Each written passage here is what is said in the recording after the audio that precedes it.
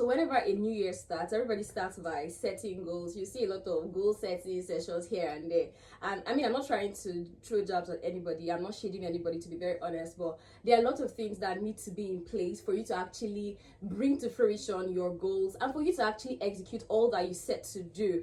So in this video, I'm going to be enumerating 5 things that I began to learn, and I've heard from really knowledgeable and experienced people that can help you achieve your goals. So it's not all about the process of setting the goals, it's about how you bring them to life, if that makes any sense. That's a very weird way to start a video. It's a new year, yeah, so this is the first time I'm here this year, so I'd like to start first by saying Happy New Year to all of you. If you're new to the channel, my name is Chioma Otie. You're welcome to Youth Quick with Chioma, where we get to do everything youth under the sun. So like I already mentioned, I'm going to be enumerating 5 points that would help you really bring your dreams, your goals, and your objectives for the year to life this year. The first one is for you to own your time.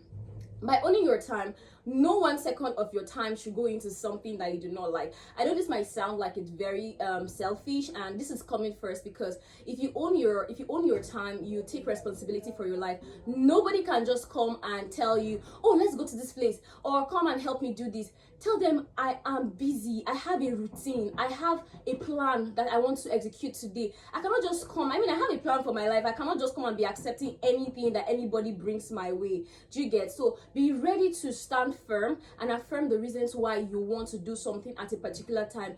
Time is of the essence, and I can't remember which philosopher or one person of note that mentioned that if you love life, then save time, because time is what life is made up of, right? So you have to save your time. You have to really guard your time, your heart diligently. That kind of sounds like I'm preaching, right? Yeah, so that's the first one. Own your time. If you need to do something for 20 minutes and you had intended to do it between 2 and 3 a.m. or 2 and 3 p.m., ensure that you do it. Don't allow anybody to just come and tell you, oh, come and help me do my laundry.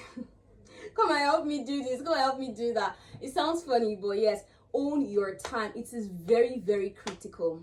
All right, so the second one, immerse yourself in the process. So whatever it is that you're doing, for instance, now I'm a media practitioner, so I invest a lot of my time learning to speak well, learning to present, gesticulations and all of those.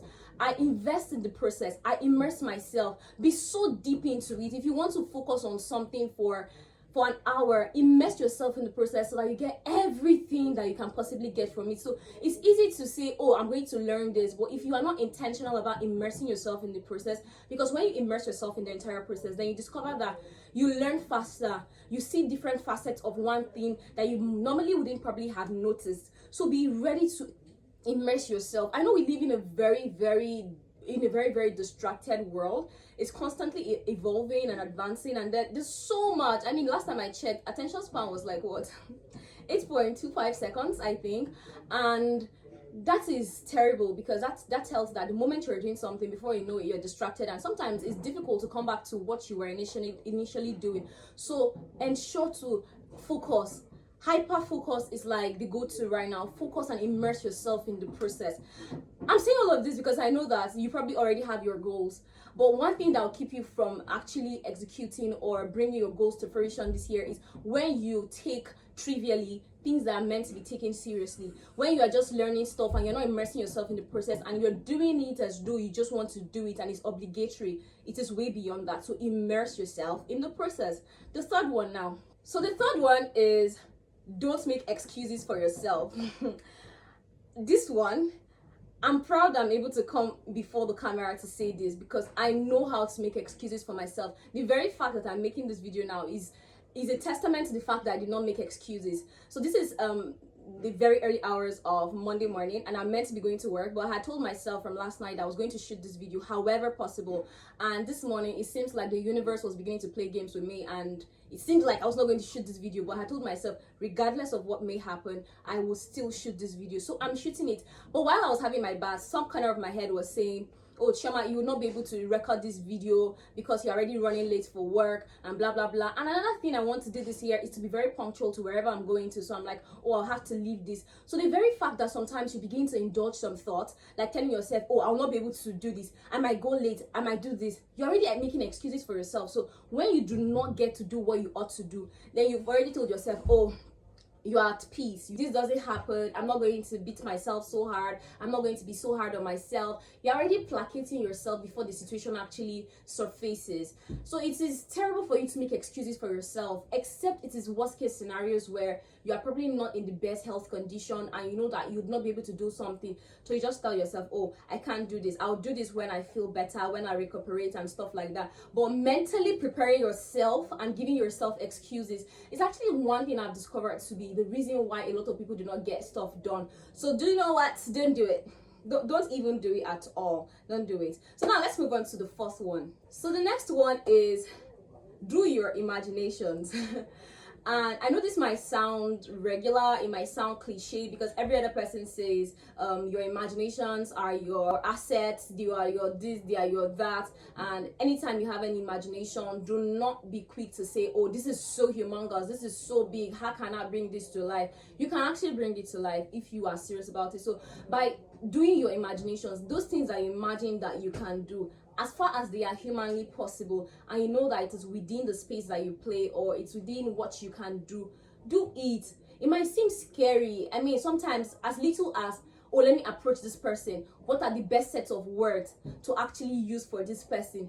That is your imagination. You know how you just say, oh, I'm gonna meet this person and say this, and then you're like, please, this person is going to think of me this way, this person is going to think of me that way.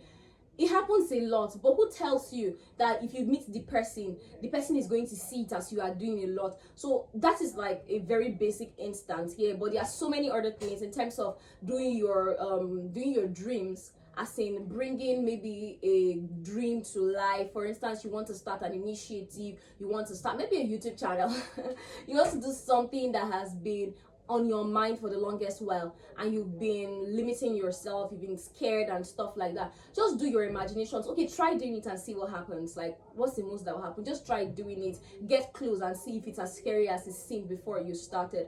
So yes, do your imaginations, however slowly. I'm not encouraging or endorsing slow movement, but if you can, just keep doing it, no matter how little. Just keep doing it. If you can't run, just walk. If you can't fly, just run, and like that. Yeah. So now to my last point. The fifth and last point for this video is be open and ready to learn from anyone. And I say this with a huge sense of humility, because I wouldn't say I used to be a proud person, but I never really used to be open to learning from people. You must be up there for me to learn from you. I feel like if you are not up to this level, if you're not up to this standard, then there's little or nothing I can learn from you.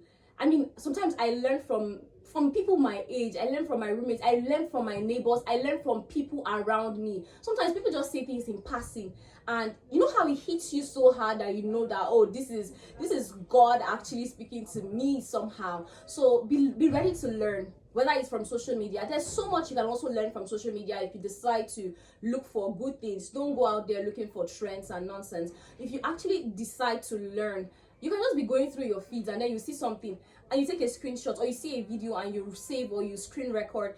You can learn a lot from it. I've learned a lot of bits and pieces of things from social media. I've learned from people. I've learned from YouTube. I've learned from children. I mean, I started learning the new national anthem from a small child.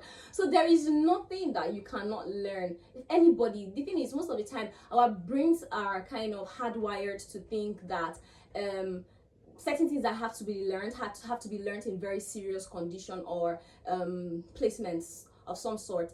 You can learn in the most unassuming places. You can learn in the most unassuming environments. Don't always have like hard or fast rules to certain things. So be willing and open to learn, and tell yourself that you want to learn, because it is one thing for you to just learn by accident. It's another thing for you to tell yourself, okay, I'm going to learn this thing. I'm going to be intentional about understanding these things.